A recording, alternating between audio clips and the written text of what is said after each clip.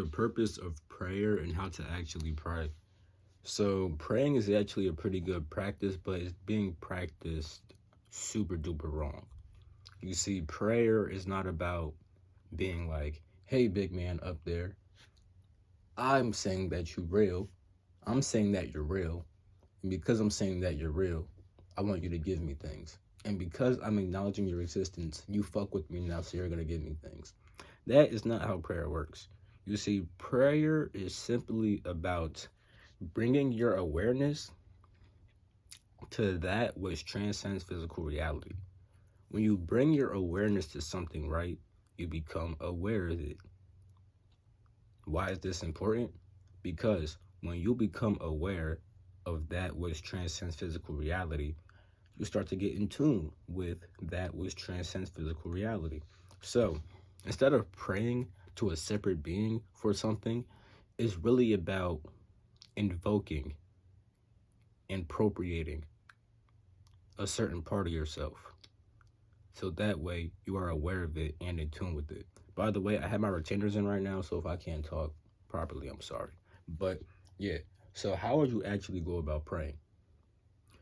So when it comes to God, right, you will say something like, oh God, you feel me? Give me this or give me that. When you say give me this or give me that, it shouldn't be a physical object. It should be something like give me spiritual awareness, give me strength or something like that. You feel me? Like with the Egyptian gods and goddesses and stuff like that, right? When you pray to the Egyptian gods and goddesses, you will say something like, hey Anubis, allow me to get discernment because Anubis represents your discerning intellect. Therefore, if you place your awareness on that part of yourself, you will gain more discernment. However, if you don't feel comfortable praying to Anubis, right, you could easily say, God, allow me to gain discernment. You feel me? Something like that. Or you could say, Isis, allow me to have spiritual vision. Or you could say, God, allow me to have spiritual vision. You feel me? Because Isis is spiritual vision and stuff like that. But if you don't feel comfortable praying to Isis, you could easily pray to God and say, give me spiritual vision and stuff like that. Now, it's important to know this about prayer.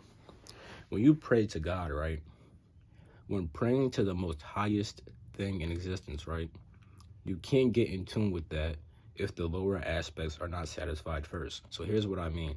If you have no discernment, right, if you can't truly see the real from the unreal, then when you pray to God, right, to get in tune with the Most High, right, your perception of the Most High will be distorted because you don't yet know the real from the unreal. Therefore, you're going to think that you're in tune with God, but really you're in tune with an illusion, you feel me? Which is why you would say something like, God, give me discernment. You would say that first, and then actually get in tune with the Most High God.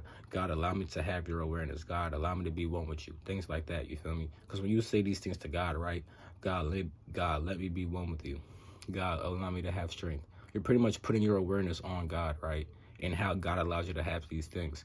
When you have a transcendental awareness, right, you do gain strength because when you are able to focus on the transcendental, you gain a superb amount of willpower that allows you to resist a lot of bullshit and will allow you to take action on a lot of shit that's actually beneficial and stuff like that. You feel me? So that's how prayer is supposed to be used. Prayer is not about becoming cool with the big man upstairs and just worshiping him.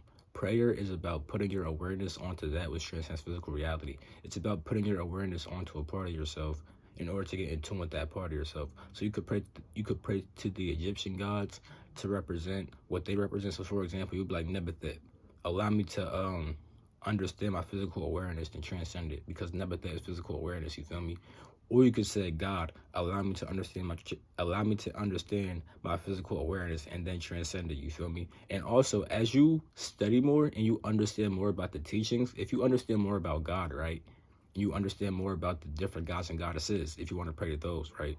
You feel me? As you understand more about what you're praying to, though, right, it becomes easier because, like for example, if you know what Nebuchadnezzar represents, you'll know it'll be easier to pray to her because now since you know what she represents, when you put your awareness on her, you're gonna know what it means. You feel me? Now, if you know more about God and stuff like that, right, and how God manifests and what God could do and all these type of things, right, Then when you pray to God, right, you'll know what to pray for, how to pray for it, and then why God can actually do those things, you feel me? So the more you learn about the divinity, right, the more you learn about God, or the more you learn about the gods and goddesses, right, it'll be easier for you to pray to them, because now that you know more about them, you could bring your awareness to the person. You could bring your awareness to the parts that you already know about, and then it'll be easier to get in tune with those parts of yourself because you already know about those parts of yourself. You feel me?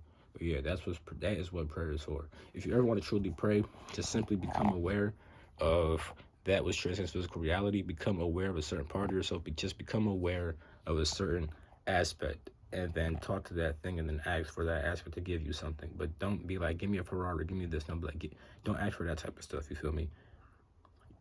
I think I said enough. I'm done. All right, peace.